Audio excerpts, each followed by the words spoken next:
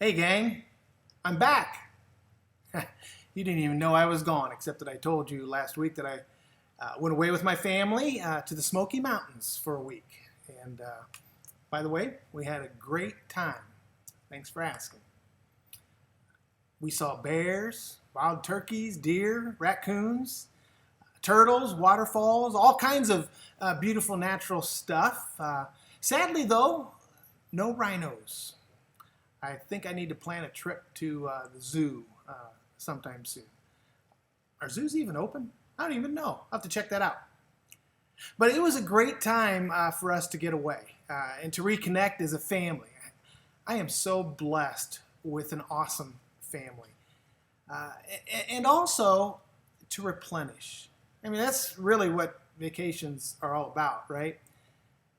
And that's what I want to talk to you about.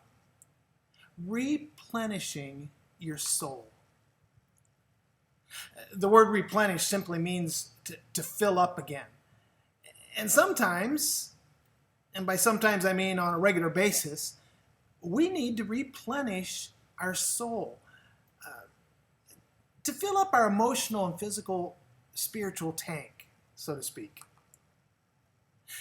Have you ever experienced burnout or, a state of mental, physical, and emotional exhaustion? It's a real thing. And it can have major consequences. It can leave you empty, discouraged, exhausted, with little energy left for God. Sound familiar? Maybe you've been there. And maybe it's time for you to learn how to replenish your soul when you're there, or even maybe to avoid going there. So start here. Get away. Mark 6:31 says, "Come away by yourselves to a secluded place and rest a while." You don't have to use vacation days or drive far away to take a break with God. You can pick a place close by to relax and simply enjoy His presence. Here's some ideas. How about the park? Or a pool? A hammock? Or a rocking chair? A quiet corner of an ice cream parlor or coffee shop? A bookstore or library?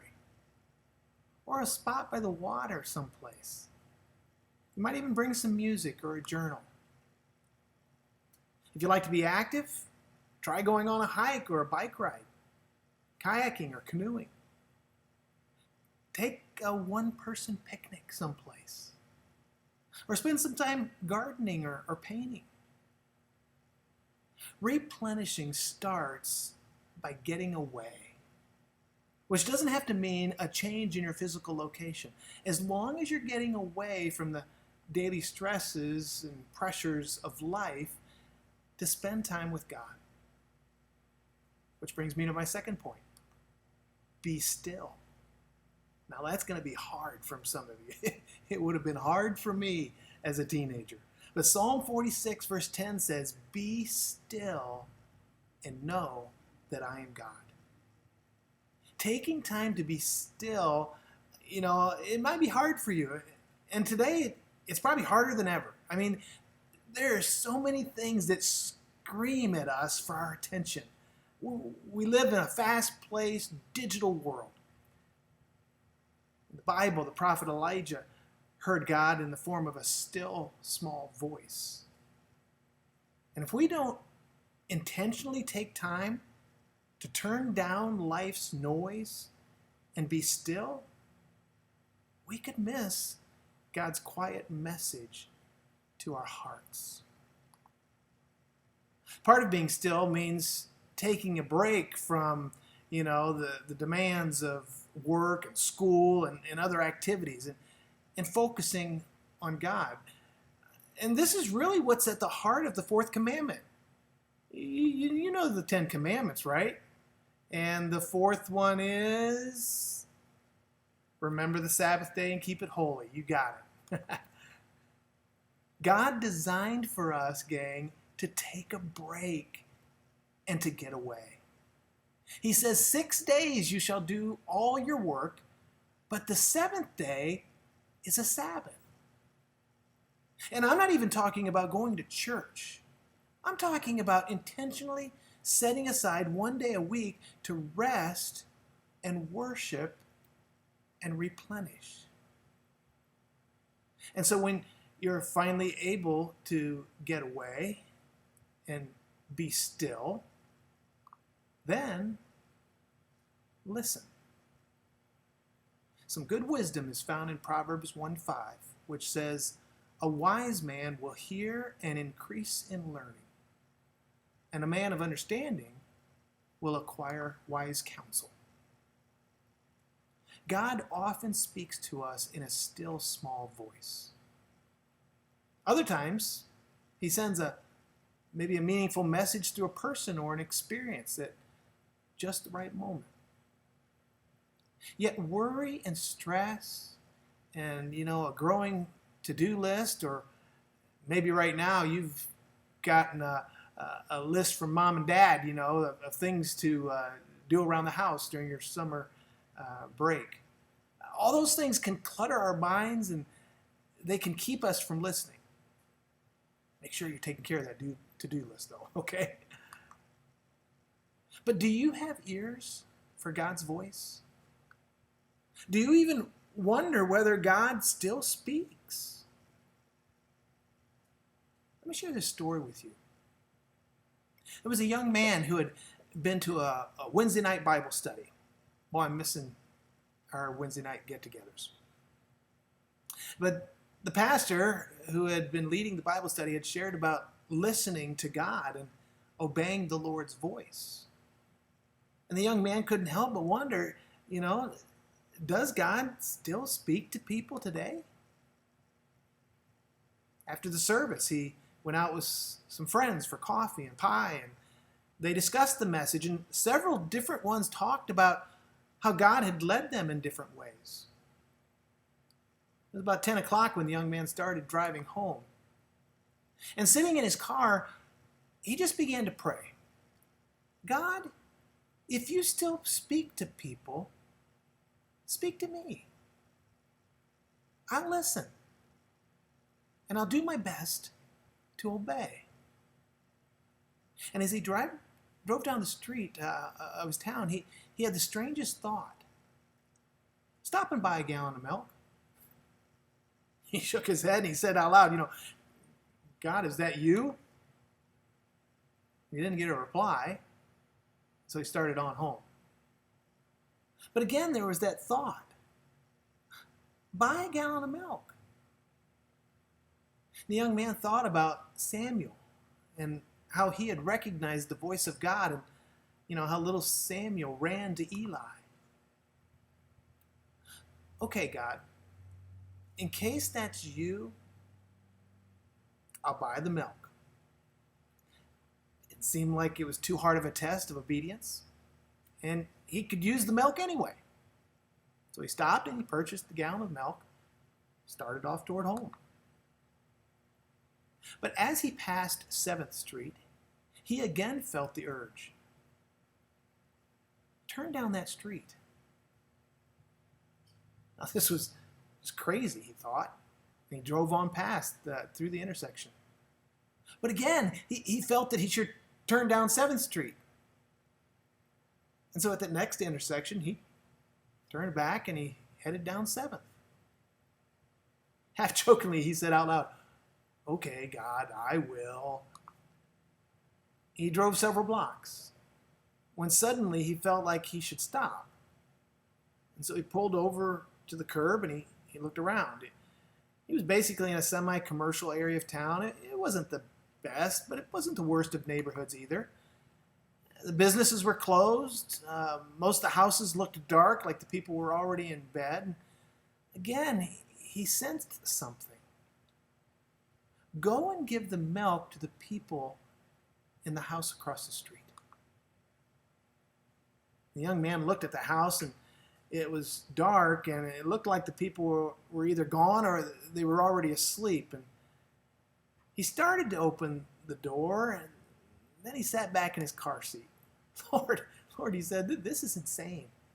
These people are asleep, and if I wake them up, they're going to be mad, and I'm going to look stupid. Again, he felt like he should go and give the milk. So finally, he opened the door. Okay, God, if this is you, I will go to the door and I will give them the milk. If you want me to look like a crazy person, okay, but I want to be obedient. I guess that'll count for something. But if they don't answer right away, I'm out of here. He walked across the street, rang the bell. You could hear some noise inside. And a man's voice yelled out, "Who is it? What do you want?" And then the door opened before the young man could get away. There was a man standing there in his jeans and a t-shirt. He looked like he had just gotten out of bed. And he had this strange look on his face. He didn't seem too happy to have some stranger standing on his doorstep. And he said, well, what is it? The young man thrust out the gallon of milk. "Here, I brought this to you." And the man took the milk and rushed down the hallway, speaking loudly in Spanish. Then down the hall came a woman carrying the milk toward the kitchen. And the man was following her holding a baby. And the baby was crying. The man had tears streaming down his face. The man began speaking and half crying, and he said, we were just praying, and we had some big bills this month, and we ran out of money, and we didn't have any milk for our baby, and I was just praying and asking God to show me how to get some milk. And his wife in the kitchen yelled out, "I asked him to send an angel with some. Are you an angel?" The young man reached into his wallet. He pulled out all the money he had on him, and he put it in the man's hand, and he turned and walked back toward his car. And the tears were streaming down his face. And he knew that God still speaks. If you find yourself doubting whether God still speaks, maybe the breakdown isn't with God speaking, but with our listening. Number 4, meditate. Psalm 1:2 says, "But his delight is in the law of the Lord, and on his law he meditates day and night." There are so many thoughts crowding our minds that, it can be hard to focus. We're pulled in every direction with this person or that thing demanding our attention. But then we come to a verse like Psalm 1, verse 2, which tells us to meditate on God's word. Well, how exactly do you do that? Especially with such a hectic schedule. Well, meditation is simply reflecting, considering, pondering, and contemplating on God and his word. And this is an active, deliberate effort to do something, involving both your mind and your heart.